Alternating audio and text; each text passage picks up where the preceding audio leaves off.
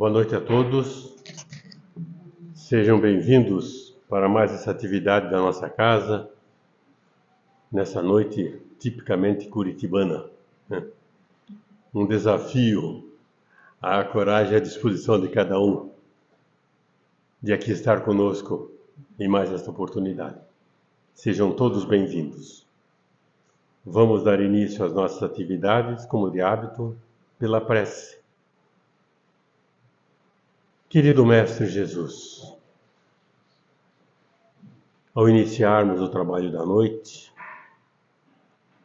queremos te agradecer, querido amigo, pela oportunidade do reencontro, pela oportunidade de aqui estarmos, assistidos por essa pleiade de espíritos bondosos e amigos da nossa instituição, que aqui vêm para coordenar as nossas atividades, assistir-nos particularmente a cada um de nós e principalmente inspirar a palestrante dessa noite na apresentação do seu trabalho.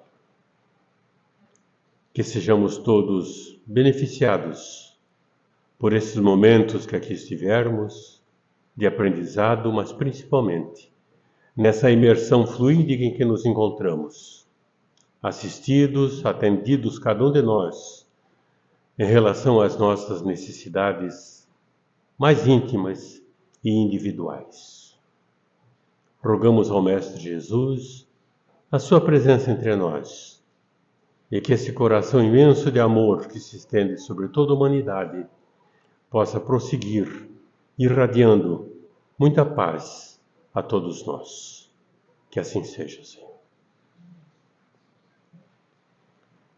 A palestrante da noite é a nossa querida Gláucia Marins. A Gláucia, esposa do nosso querido amigo James, além das atividades doutrinárias na nossa casa, participando de diversas atividades já há alguns anos, também o casal lidera um grupo que organizou um instituto, o Instituto Legado, que tem uma atividade diferente das que se vê por aí.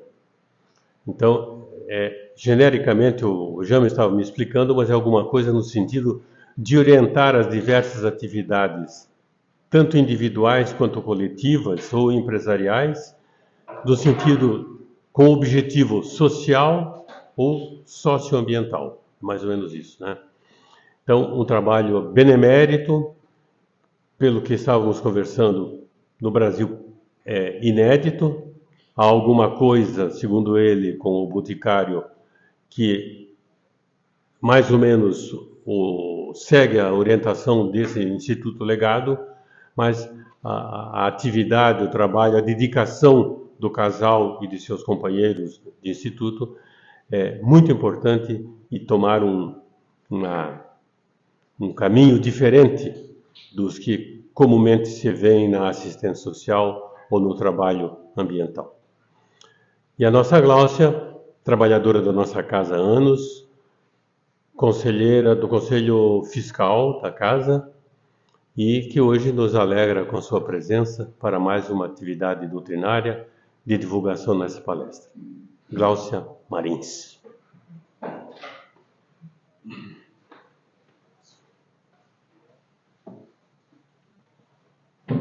Boa noite a todos, sejam todos muito bem-vindos e que Jesus esteja entre nós. A cidade de Magdala ficava, à época, na beira do mar da Galileia.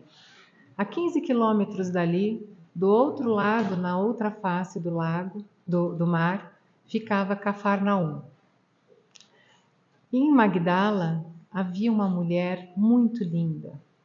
Todos a descreviam de uma beleza inigualável e que morava num enorme de um palacete, com todas as facilidades, rodeadas de serviçais, joias, facilidades que adquiria através da prostituição. Estamos falando então de Maria de Magdala. E Maria de Magdala tinha aquele entorno tão rico, tão cheio de bens materiais, mais sentia dentro do seu peito um vazio enorme. Não sabia que aquilo que ofertava aos homens com quem deitava não era um amor. Era prazer, era paixão, mas jamais poderia chamar de amor. Então não conhecia o que significava a palavra amor. E certa feita, vindo com uma autoridade muito grande com quem estava no momento, com sua liteira, para um mendigo no caminho, suplicando ajuda, para que alguém possa ajudá-lo a chegar em cima do morro, porque já não tinha mais forças, e poder então continuar a caminhada até o profeta, que ele tinha certeza que o iria curar. Maria de Magdala, muito impactada com a fala do mendigo, abre a cortina da sua liteira, o vê, ele abre a camisa e mostra as chagas já da lepra em adiantada decomposição.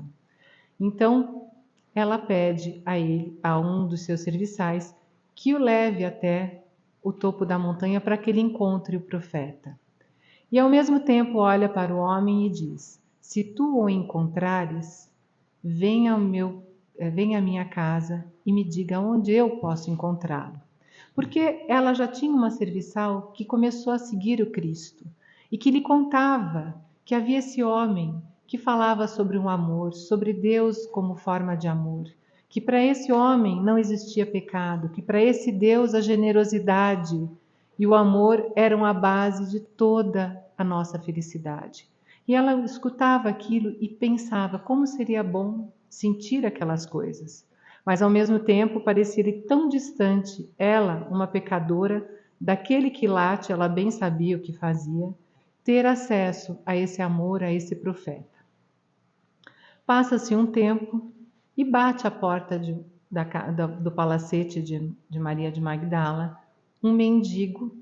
O jardineiro atende e ele diz: chama a tua patroa, chama a tua senhora e diga a ela que eu o encontrei. E o jardineiro diz: hoje ela não está bem, não está recebendo ninguém. Vá lá e diga a ela, ela me pediu para que viesse aqui. Eu o encontrei e ela tem que ir a vê-lo. Ela me pediu para que dissesse onde ele está e hoje eu sei onde ele está. O jardineiro achou aquilo muito estranho, mas chamou então o mordomo da casa. O mordomo, escutando o mendigo explicar, falou: olha, então volte amanhã, porque hoje ela não poderá recebê-lo. Amanhã é tarde e tu serás o responsável, porque eu estou aqui dizendo que ela me pediu para vir, avisar onde ele estará, e hoje eu sei onde ele está, amanhã vai ser tarde. O mordomo fica meio desconcertado. A camareira dela está descendo, fala: falarei com minha senhora. Aqui já conhecia Cristo, porque já entendeu que esse mendigo sabia onde estava o Cristo. Quando ela subia a escadaria, o mendiguinho já foi atrás dela, entrou nas habitações dela e falou: senhora, eu o encontrei. E veja por ti mesma o milagre que se operou. Abriu novamente a camisa e não tinha nenhuma marca. Ele tinha sido curado da lepra. Conta-me como foi esse encontro. Eu cheguei até os pés dele, nem precisei falar nada. Ele me olhou com um olhar de maior amor que eu já senti em toda a minha vida. Nunca ninguém havia me olhado daquela forma, muito menos depois da lepra. E ele tocando a minha cabeça, eu senti um frêmito no meu corpo e quando olhei, estava recomposto, já não tinha nenhuma das minhas feridas. Senhora, ele é o profeta. Eu posso lhe assegurar, e eu sei onde ele está hoje. Ele está hoje na casa de Simão. E é lá que a senhora tem que ir, porque ele nunca passa 2 noites no mesmo lugar. Ele está sempre caminhando. Maria de Magdala, então, cria coragem, põe o seu manto, pega um frasco com óleos e sai para a casa de Simão. Simão não é o Simão Pedro. Simão era do Sinédrio, uma alta autoridade, com quem ela também já se deitara diversas vezes. Chegando na casa de Simão, todos ali sentados para jantar, Jesus havia sido convidado e foi para entender aonde aquelas pessoas queriam chegar. estava ali, chega Maria de Magdala, um burburinho, gritos lá fora, ela entra, se adentra no recinto, todos estancam, porque de todos os homens que ali estavam, pouquíssimos não haviam se deitado com ela. Vai até os pés de Jesus, banha-lhe os pés com aquele óleo, seca com seus cabelos, aquela cena clássica que conhecemos, e pergunta: Jesus, tu que curas os leprosos, que curas a alma, que curas o corpo, curas também a alma? Podes curar a minha alma? E ele olha para ela e fala: Maria, nenhuma das minhas ovelhas serão perdidas. Tu já estás perdoada, vá e não peques mais. Mas como, Senhor, que eu faço para sentir esse amor que o Senhor sente? Maria, primeiro tens que se desfazer daquilo que te não permite seguir-me, e depois vens ao meu encontro. Disse em várias literaturas que no dia seguinte foi um rebuliço. No palácio estavam se doando tudo, joias, roupas, louças, o palácio. Ela pegou uma sacola com aquilo que mais precisava e foi embora à procura de Jesus, seguindo aquela turba. No caminho, seguindo Jesus, ela encontrou muitos leprosos, muitas pessoas necessitadas e foi acolhendo essas pessoas. E tratava dos leprosos e cuidava das criancinhas e acudia as mães que choravam e levava, ajudava a carregar aqueles que não tinham condições físicas de chegar até o Jesus e continuar caminhando. E foi uma companheira muito grande de Maria, mãe de Jesus, nessa caminhada. As duas se afeiçoaram como mãe e filha. E Maria a tratava com muito amor e muito carinho, sempre. E assim passaram-se os anos. 2 anos depois, Jesus então vai a Jerusalém por conta da Páscoa, onde é traído, onde é julgado e onde é crucificado. Conta que no dia da crucificação de Jesus, todos os homens sumiram. Ao pé da cruz podia-se encontrar soldados romanos que tomavam conta do espaço e mulheres. O único homem ali era João, que onde Maria estava, ele sempre estava ao lado dela, como um filho protetor. E mais duas pessoas importantes nessa história foram Nicodemos e José de Arimateia. José de Arimateia fazia parte do Sinédrio, junto com Nicodemos. E os dois poderiam ter intervido, eles sabiam que eles podiam ter falado com Pilatos a favor de Jesus, mas ficaram com muito receio, porque apenas os dois estavam ali acreditando que Jesus era inocente. E assim que Jesus foi crucificado, eles se sentiram extremamente pesarosos. Sentiram o peso de não terem feito nada. E foram então ter com Pilatos para que pudesse. José de Arimateia ofereceu a sepultura da família para que ele pudesse sepultar Jesus. Porque os crucificados, assim que morriam, desciam, eles baixavam da cruz, os soldados podiam pegar o que quisessem que eles tivessem com eles e eram jogados numa vala pública. E José de Arimateia, então, conseguiu um documento em que ele poderia, então, sepultar Jesus. Foi até lá, Jesus já tinha morrido, Maria, João e Maria de Madalena estavam ali, juntamente com Joana de Cusa, também estava na época vendo baixar a cruz, Nicodemos e José de Arimateia. Joana de Cusa, vale um parênteses, foi uma das encarnações de Joana de Ângeles, então, que estava presente nesse momento. E foram sepultar, enrolaram Jesus, passaram os olhos, botaram dentro da sepultura. No dia seguinte, Maria, João e Maria Madalena, Maria de Magdala, foram até a sepultura fazer orações. Quando chegaram lá, estava aberta a porta da sepultura, a rocha que fechava estava aberta. Todos se apavoraram, acharam que os romanos, os soldados, haviam aberto a sepultura e roubado os despojos de Jesus. E todos saíram, e Maria e João saíram para avisar todos os outros discípulos aqueles que seguiam Jesus.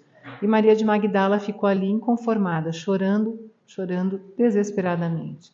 Quando à sua frente para um homem e ela nem olha, continua chorando, e ele pergunta: por que choras, mulher? E aquela voz, na hora que ele escuta aquela voz, que ela escuta a voz, ela levanta e fala: mestre, o senhor está vivo? Ele falou: estou vivo, como podes ver. Vá e conte a todos. Maria de Magdala sai correndo dali, vai até o cenáculo onde estavam reunidos os discípulos, os apóstolos de Jesus, e diz: ele está vivo, eu o vi, ele apareceu para mim. E Pedro diz: para ti, foi aparecer justo para ti. Uma pecadora dessa, e é para ti que achas que ele apareceu. E acharam que ela estava louca. Mas Maria, mãe, abraçou e falou: eu creio em ti, minha filha. Ele disse que viria e ele veio. E foi com ela, e daí todos atrás se dirigiram para onde ela havia visto. E essas aparições se deram em vários momentos. O mais importante deles foram os 500 da Galileia, onde João tinha reunido 500 discípulos para falar sobre as palavras de Jesus e como eles iriam levar essas palavras adiante. E nesse momento Jesus aparece e orienta como cada um devia ir para levar, então, a palavra do Cristo através de todos os continentes que eles já conheciam na época. E assim eles foram indo, cada dois foram indo e caminhando então para divulgar a palavra do Cristo. E sobrou no final Simão Pedro e mais um discípulo. E Maria de Magdala pede se poderia então segui-lo, ir com ele, para atender aqueles que precisavam enquanto ele pregava a palavra do Cristo. E Simão Pedro olhou para ela e falou: impossível, Maria, impossível levar-te. O teu passado não é esquecido. E eu tenho muito receio por ti e pela causa do Cristo, porque onde tu estás, a tua história está. E ela ficou estarrecida, porque Jesus a havia perdoado, mas os homens não. Aqueles homens que ali passavam, todos achavam que ela ia sucumbir novamente e que não tinha sido uma transformação. E ela tão sozinha, não tinha ninguém, já nunca teve ninguém, já tinha saído da vida que ela levava, não conhecia mais ninguém, começou a andar na praia, ali de Cafarnaum, de um lado para o outro das pedras, lembrando, chorando e lembrando das palavras do Cristo, de quanto amor ele lhe havia dispensado, de como ele havia modificado o seu interior, falando de Deus, desse Pai bondoso que nos une por amor. Quando ele disse a todos que nós éramos irmãos, todos éramos filhos do mesmo Pai, e foi lembrando daquelas palavras e chorando, quando começaram a chegar um monte, vários, dezenas de leprosos, que vieram atrás do Cristo para a cura. E ela disse: sinto dizer, mas chegaram atrasados. Já o assassinaram. Ele foi morto. E começou a contar para esses leprosos aquilo que ela havia aprendido com Cristo. E ela percebeu na hora a esperança, os olhos brilhando, aquelas caras tristes foram ficando com mais vida. E o pessoal de Cafarnaum, o poder público, então, vendo que se tratava de leprosos, pediu para que todos eles fossem, então, conduzidos ao Vale dos Imundos, que era em Jerusalém. Começaram a colocar os leprosos numa carroça, foram levando, e quando Maria olha, ela está sozinha, as carroças indo embora. E ela fala: não, não, esperem que eu vou junto. E ela foi. Quando chegou no Vale dos Imundos, Maria de Magdala encontrou dezenas, centenas, milhares de leprosos, todos sem nenhum amor, sem nenhum cuidado. E ela começou a cuidar deles. Pensava-lhe as feridas, fazia os curativos necessários, E toda tarde ela reunia todos eles e falava sobre Jesus. Contava da beleza que era o reino do Pai, como o amor era aquilo que Jesus veio pregar. Diferente de todos os outros homens, ele era amor. Sofreu na cruz por amor a nós e nos ensinou a amar. E falando sobre Jesus, aqueles leprosos iam tendo esperança, iam tendo condições de não quererem mais quitar a sua vida, porque muitos se suicidavam. Havia um rio perto do Vale dos Imundos, muitos se jogavam nesse rio porque não aguentavam as dores que a lepra vai trazendo, as deformidades. E até um dia, diz que uns 10 anos depois, nos conta Humberto de Campos, ela percebe perto do colo algumas mudanças violáceas, umas manchas violáceas, e ali ela já sabia que havia então pego a lepra. E continuou cuidando, continuou zelando por todos, e quando se sentiu muito fraca, pediu a um dos soldados que na porta ficavam, que não deixavam os leprosos saírem do Vale dos Imundos, e que lhes forneciam a comida, que deixavam lá na porta, e eles pegavam as comidas para poderem sobreviver, que a levassem até Éfeso, porque ela precisava ver novamente Maria e João. E ela sabia que eles estavam em Éfeso. E os guardas que ali estavam já tinham adquirido por ela, até porque escutavam as histórias, as pregações de Jesus, muito carinho. E um deles, então, a conduziu até Éfeso, onde ela morreu, então, nos braços de Maria e de João, sendo acudida. E nos conta ainda na Boa Nova, Humberto de Campos, que quando ela adentrou os céus, Jesus a estava esperando, com os braços abertos. E disse: Maria, tu conseguiste passar pelo pequeno buraco da agulha.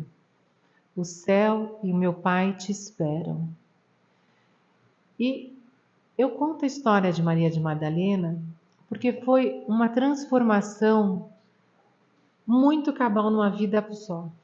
Ela saiu de uma vida de prostituição, de tranquilidade material. Ela tinha tudo. Ela tinha todos os bens materiais que uma mulher naquela época podia ter.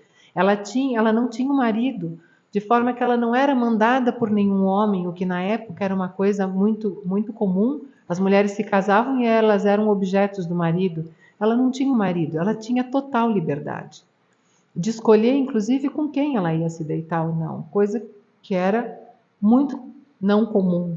E saiu dessa vida, largou tudo para seguir Jesus. E só que seguiu Jesus da forma mais plena que um ser poderia segui-lo, que foi atendendo. Ela se libertou dela e começou a atender todos aqueles que estavam no seu caminho.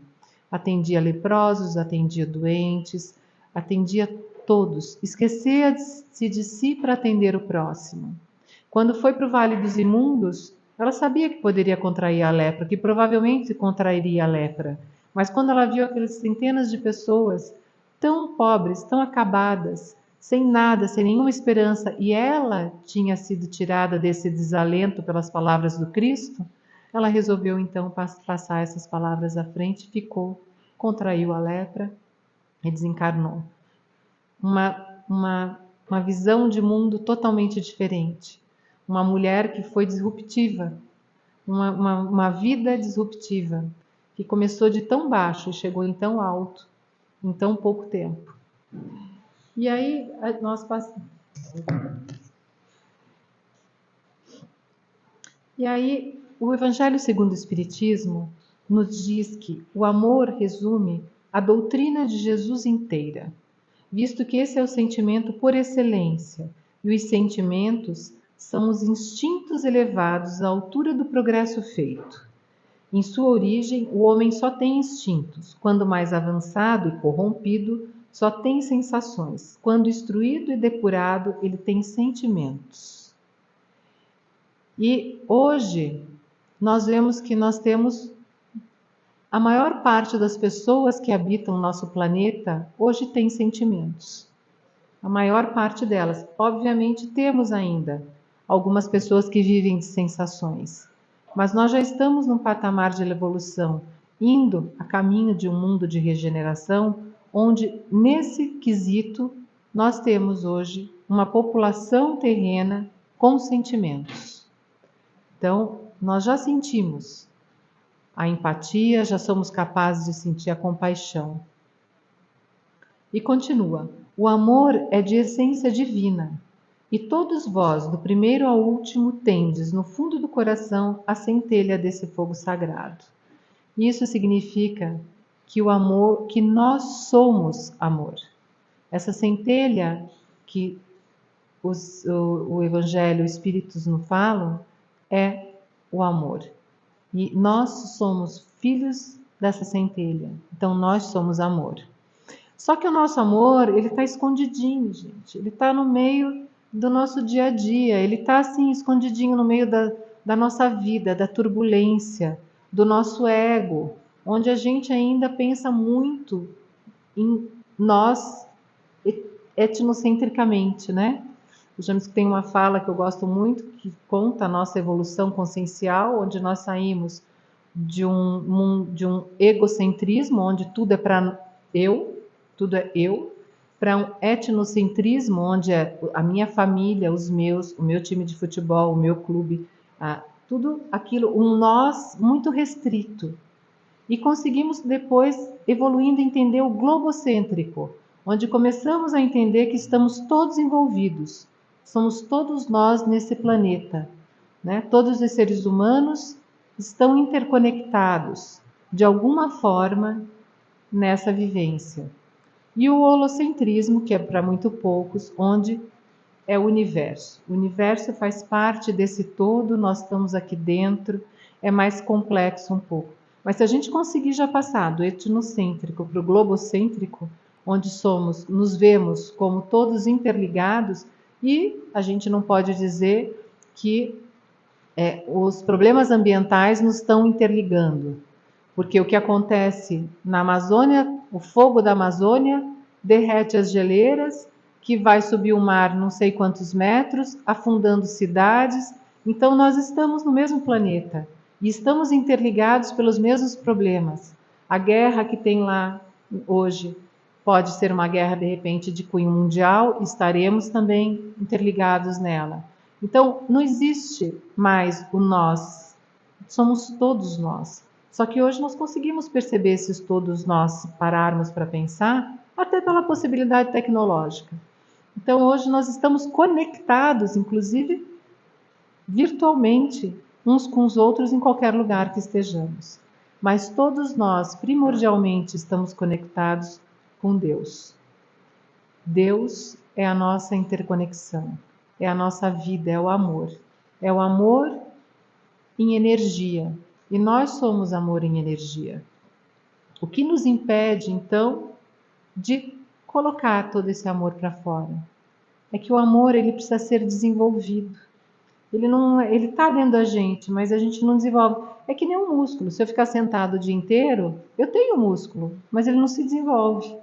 O amor é mais ou menos a mesma coisa. Se eu não exercito a minha função amorosa, que é exercitada através da solidariedade, da caridade, do atendimento ao próximo, ele não cresce, ele vai ficar pequenininho só para mim, né? Então o amor, a lei do amor é essa lei que diz que tudo é amor. E tudo que nós sofremos é porque não entendemos a lei do amor. Todos os nossos sofrimentos são em decorrência da nossa não compreensão dessa interconexão de que todos somos irmãos. E, para praticardes a lei do amor tal como Deus o entende, preciso se faz, chegueis passo a passo a amar a todos os vossos irmãos indistintamente. Parece fácil, né? Mas será que é fácil? Será que quando a gente sai daqui e vê um irmão embaixo de uma baliza, de uma marquise, passando frio, com a chuva batendo, nós somos capazes de parar, colocar no carro e levar e acolher? Quantos de nós seria capaz disso? E me coloco nessa situação também, porque passo pela Avenida Paraná e vejo isso acontecendo, e o máximo que a gente consegue fazer é dar um cobertor, uma sopa, uma conversa, mas já é alguma coisa. É melhor do que passar reto, né? Mas quantos que conseguimos trabalhar isso dentro de nós nesse nível, né? Mas Jesus também diz que cada um tem o seu tempo e que a gente tem que não tirar de mente de que o nosso objetivo é desenvolver esse amor.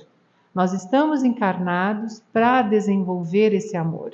E essa amorosidade, ela é muito maior em alguns, menor em outros, mas ela é desenvolvível. Se é que existe essa palavra. Ela é desenvolvível. De forma que a gente tem que fazer um pouquinho. Então é escutar. Quantas pessoas precisam ser escutadas? Que não tem com quem falar, que não tem para quem colocar suas dores sem ser julgada. Porque as pessoas muito não falam, muitas não contam as suas mazelas e os seus pensamentos e as suas dores, porque temem ser julgados, mesmo dentro da família. Não, se eu contar isso, ninguém vai entender. Se eu contar isso, vão achar isso de mim. Vão achar que eu sou fraca, vão achar que eu estou doente, vão achar. A gente também fica pensando que os outros vão achar. Mas não há essa confiança. E essa confiança, ela só vem no exemplo, quando você vê mesmo que a pessoa está ali, abnegada, trabalhando, seja lá com quem for, cor, raça, sexo, o que for, gênero, trabalhando com essas pessoas de forma igual, sem julgar. Essa pessoa te dá confiança de você sentar ao lado dela e contar um problema seu.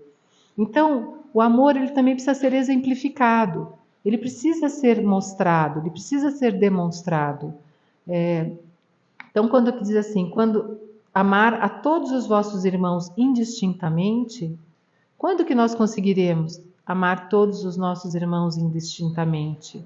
Né? Sentar do lado, não ter medo de outro ser humano.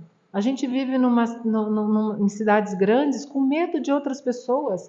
A pessoa vem a pé, você já acha que vai ser assaltada. E aquela pessoa não vai nem te pedir nada, passar reto. Dá vergonha, porque você pensou que você ia ser importunado. Né? Então, tirar é confiar em Deus, acreditar que nós estamos aqui, que tudo está certo. As coisas que nos acontecem, elas nos acontecem para o nosso crescimento. Agradáveis ou desagradáveis, elas acontecem para o nosso crescimento. E a partir do momento que nós paramos, quando algum fato nos acomete, uma doença, um acidente, quando somos acometidos por alguma dessas situações que nos tiram do conforto, nós temos que parar para pensar o que eu tenho para aprender com essa situação. Porque a partir do momento que você aprende, você já não sofre da mesma maneira. Não quer dizer que não vai ser difícil solucionar, não quer dizer que não vai ter um período em que você vai ter que trabalhar aqueles sentimentos. Mas você já não sofre, você já confiou, já entregou e sabe que está tudo certo. São esses sentimentos que nós precisamos começar a ter a consciência de trabalhar. E é consciente. Então, a partir do momento que nós nos percebemos como esse ser de amor, vamos pensar, o que eu posso fazer para que eu sinta esse amor? Para que eu consiga trabalhar em favor do meu próximo. E a Joana traz a Amor Terapia. Ela tem um livro que eu amo muito, que é Amor Imbatível Amor, em que ela trata os temas da amorosidade. E um dos capítulos é Amor Terapia. E ela diz: a conquista do amor é resultado de processos emocionais amadurecidos, vivenciados pela conquista do si. O que ela quer dizer com isso? Que ele não é um processo que vai acontecer automaticamente como a gente crescer. A gente cresce automaticamente, ainda que você não queira, você vai crescer. A gente envelhece automaticamente, ainda que a gente não queira, a gente vai envelhecer se tudo der certo. E assim vai indo. De forma que esse não é um processo assim. Esse é um processo que ele acontece desde que você trabalhe a sua consciência, que você trabalhe dentro de você para que ele se dê. Inicialmente, dá-se a paulatina conscientização da própria humanidade em latência. quando lampejam sentimentos de solidariedade, de interdependência no grupo social, de afetividade desinteressada, de participação no processo de crescimento da sociedade. Nesse ponto, ela diz o seguinte: nós temos que estar entre pessoas. Nós temos que estar com o próximo. Você não desenvolve o amor sozinho em casa pensando, eu amo. Amo, e aí? Você tem que estar se desenvolvendo com o outro, com aquele que você ama e com aquele que você tem dificuldade. Principalmente com aquele que você tem dificuldade. Porque a hora que você começar... E você veja, quando Jesus falava, amai os vossos inimigos, não estava dizendo para você sair abraçando e dando beijo nos seus inimigos. Ele falava, entenda os vossos inimigos. Entenda que eles ainda não conseguem entender de outra forma. Compreenda que eles ainda são frágeis, que eles estão aprendendo. Se você consegue compreender isso, significa que você está num patamar. Quem está compreendendo é quem tem que perdoar, é quem tem que atuar nessa dança da compreensão das fragilidades alheias. Nós não somos todos iguais. Cada um tem as suas dificuldades, mas cada um também tem os seus valores. Não existe ninguém que não tenha valor. Você pode ir no presídio e quando você começa a atender, a convidar, a conversar, o Pacheco é uma pessoa que atende no presídio. Quando você começa a conversar, você consegue perceber o outro lado daquela pessoa. Você começa a entender as dificuldades e muitas vezes pensa, será que eu teria capacidade de ter feito só o que ele fez? Ou será que eu teria feito pior, ou teria feito muito antes? Porque são tantas histórias, gente, que vocês não têm ideia. Eu tenho lá a casa das minhas meninas, quem me conhece sabe, a irmã Sol, a irmã Lua. Eu tenho meninas lá de 6 anos que já foram abusadas, que o pai é preso, que a mãe é prostituta. Como que você pode querer comparar uma criança que é criada nessa situação com o seu filho de 6 anos? Como é que vai-se? Não é o mesmo peso e a mesma medida. Existe aí um outro processo que precisa ser recebido de outra forma. Então, a gente é muito bom para julgar. Os seres humanos são muito bons para julgar, mas eles são muito ruins para acolher. E a gente está na hora de, para entrar nesse mundo de regeneração, só nos falta mais amor. Um pouquinho mais de amor, que nos leve a uma empatia real com o outro. Porque eu costumo fazer essa diferenciação empatia e compaixão, porque quando eu aprendi eu achei fantástico. Empatia é você se colocar no lugar do outro. É o primeiro passo de sair do ego para entender o próximo. Então você consegue perceber a dor do outro. Como deve ser difícil estar naquela situação. E você sofre. Muitas vezes você sofre e dizem os especialistas que se você vive só de empatia, você adoece. Porque você começa a ficar com aqueles sentimentos de dor do outro dentro de você ou com o problema do outro dentro de você e você adoece. A compaixão é o amor em ação. A compaixão é quando você se coloca no lugar do outro e pensa, como eu posso fazer para diminuir a dor desse ser? E faz alguma coisa. E a compaixão, ela é a coisa mais fantástica desse mundo. Porque um pouquinho que você faça pelo outro, você já sente uma coisa dentro, já sente um coração de uma forma que você percebe que você já não é o mesmo. E é gostoso. E conforme você vai fazendo, você vai querendo fazer mais, você vai querendo abarcar mais pessoas, você quer atender mais, você quer ampliar aquilo que você está fazendo para que mais pessoas possam sofrer menos. Então, isso é a compaixão, é a ação. Nós precisamos muito da compaixão. E estamos no momento em que o mundo precisa de muita compaixão. Mas não se chega na compaixão sem passar pela empatia. Não há um salto. A empatia que é necessário colocar-se no lugar do outro. E continua então Joana. Amor-terapia, portanto, é o processo mediante o qual se pode contribuir conscientemente em favor de uma sociedade mais saudável, portanto mais justa e nobre. Estão vendo aonde chega? A partir do momento em que a gente trabalha por essa sociedade, pelo outro, a gente está trabalhando por todos. Então, um pouquinho de amor que a gente aumente. Pensem assim, nós estamos todos interconectados. Imagine que cada um de nós tem um fiozinho que nos ligando a Deus. E temos o nosso fiozinho que nos liga a Deus.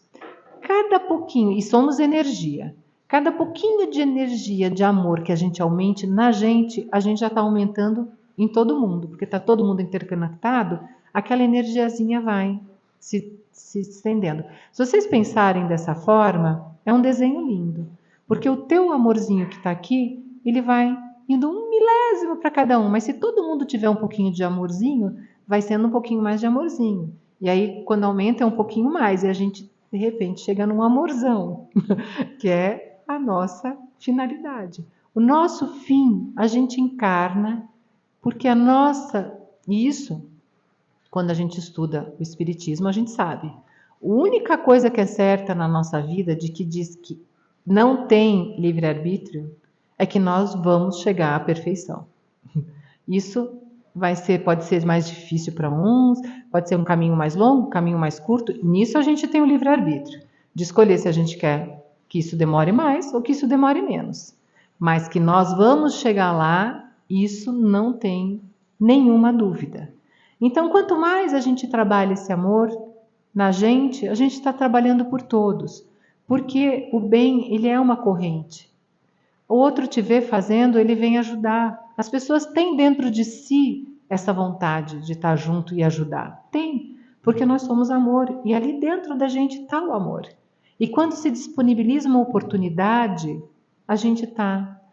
É só vocês verem, enchente do Rio Grande do Sul, quanta gente se mobilizou.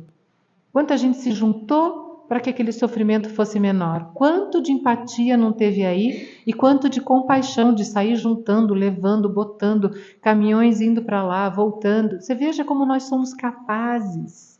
A nossa capacidade de mobilização é enorme. E a gente precisa usar isso. E precisa usar isso todo dia, não só quando acontecem catástrofes. Essa terapia decorre do alto amor. Quando o ser se enriquece de estima por si mesmo, descobrindo o seu lugar de importância sob o sol da vida e esplendente alegria, reparte com as demais pessoas o sentimento que o assinala, ampliando-o de maneira vigorosa em benefício de todas as criaturas. E, gente, foi isso que Maria de Magdala fez. Quando ela descobriu, quando ela foi perdoada, quando ela se sentiu perdoada, não julgada e amada, realmente amada, não pelo sentido vulgar da palavra, mas por esse amor divino, quando ela sentiu isso, ela se modificou. E assim que ela se modificou, ela se respeitou, tanto que nunca mais voltou ao prostíbulo, nunca mais voltou à prostituição. E, ao contrário, ainda que a julgasse, porque onde ela passava, as pessoas na cidade onde ela vivia tinham certeza que ela não ia dar conta, que ela ia voltar à prostituição. E ela nunca voltou. Ela foi onde tinha aqueles que mais precisavam, aqueles que eram os que menos tinham acesso ao amor. E foi ali que ela foi, então, distribuir o amor que ela recebeu. Porque isso é uma das nossas maiores qualidades. A nossa amorosidade, ela é infinita. A gente pode ter raiva, a gente pode ter tristeza, mas são coisas finitas, são sentimentos que tem uma hora que eles nos cansam. E a gente vê isso também no mundo espiritual. Aqueles espíritos que ficam até eles sentirem que uma mão de amor veio buscá-los e eles se entregam ao amor. Todo mundo quer se entregar ao amor, porque o amor é a nossa essência. Então, se hoje eu posso deixar uma mensagem, é que a lei do amor é a lei primordial, é a primeira lei. Dela decorrem todas as outras leis. Porque o amor somos nós. Nós somos amor. E a hora que a gente se considera essa enorme possibilidade amorosa, a gente muda. E isso não é na mente, não é no cérebro que esse processo acontece. Esse processo acontece na consciência, que está acima disso, está interligado com o nosso coração, não o físico, né? O espiritual. E é da nossa alma. A consciência está na nossa alma. Então a gente precisa tirar essa ideia de que, assim como você aprende a ler, um dia você vai aprender a amar. Não, você precisa exercitar. E a gente só exercita com o outro. E aí fica então a minha mensagem de que vamos fazer um esforço para conseguir pensar o quanto a gente ama, mas o quanto a gente poderia fazer ainda. O quanto está ao nosso alcance para que a gente não volte para o mundo espiritual com a nossa malinha tão vazia. Porque quando a gente chegar lá, ninguém vai perguntar quantas joias a gente tem, quantos carros, qual é a casa, se tem casa de praia, né? Vão perguntar o que você fez. O que você fez por você, para o seu crescimento pessoal, para o crescimento do seu amor. O que você fez pelo seu próximo? Onde que está os seus feitos? Onde estão os seus feitos? Que não são coletáveis na matéria. Eles só são coletáveis na nossa alma. Então, para que a gente possa voltar com a malinha mais cheia, a gente tem que pensar. E a gente tem que visualizar esse mundo mais cheio de amor. Eu faço uma visualização terapêutica em que eu envolvo o planeta Terra numa luz de amorosidade, imaginando que uma chuva onde cada gota de água seja uma gotinha de amor caindo na cabeça de cada um dos seres do planeta Terra, e que esse amor desce e desabrocha em cada um. Então, essa visualização é pensamento, e pensamento é criação. A gente sabe que é energia de criação. Então vamos fazendo dentro daquilo que nos é possível. Não é sair pelo mundo achando que vai abarcar o mundo. Não é o mundo, é a tua casa, são os teus amigos, são aqueles que te rodeiam, é aquele que passa no teu caminho. É só o que passa no nosso caminho. A gente não precisa se preocupar de ir tão longe. É só o que passa no nosso caminho. Então, muito obrigada pela atenção. Espero que tenha deixado aí uma mensagem de inspiração para vocês. Obrigada.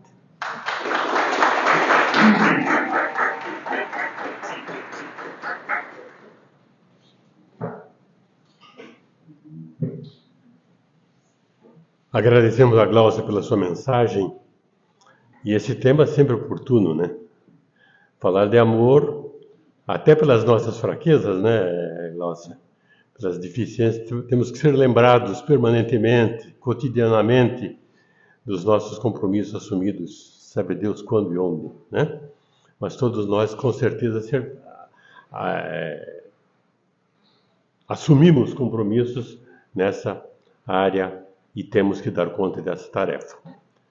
Uma bela palestra. Muito obrigado, Gláucia. Nós vamos encerrar a primeira parte das atividades, passaremos aos passos em seguida e pedimos que os que vão tomar o passe, por favor, aguardem sentados que todos serão chamados. Deus nosso Pai,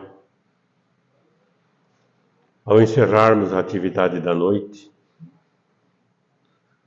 seja de gratidão a nossa prece, Senhor, pela oportunidade de aqui estarmos, mas mais que isso, pela oportunidade do tema que nos adverte para os compromissos assumidos em relação ao exercício e à prática permanente do amor. A própria divindade estabeleceu em suas leis a lei do amor, como a mais importante porque nos une a todos. E por ela haveremos de atingir dias melhores na nossa jornada espiritual. Deus nos permite a cada instante a oportunidade de exercitarmos os seus ensinamentos nessa área, seja no lar, no trabalho, na sociedade, onde formos. A cada instante temos a oportunidade de exercitar os ensinamentos que já detemos através da doutrina espírita, através da experiência da própria vida, no sentido de dar ao próximo nossa atenção, de oferecer-lhe aquilo que sobra em todos nós, um momento de carinho, de respeito, para que ele possa também despertar e continuar a sua jornada. Que o Mestre nos acompanhe no retorno aos nossos lares e que a sua paz permaneça entre nós, hoje e sempre. Que assim seja.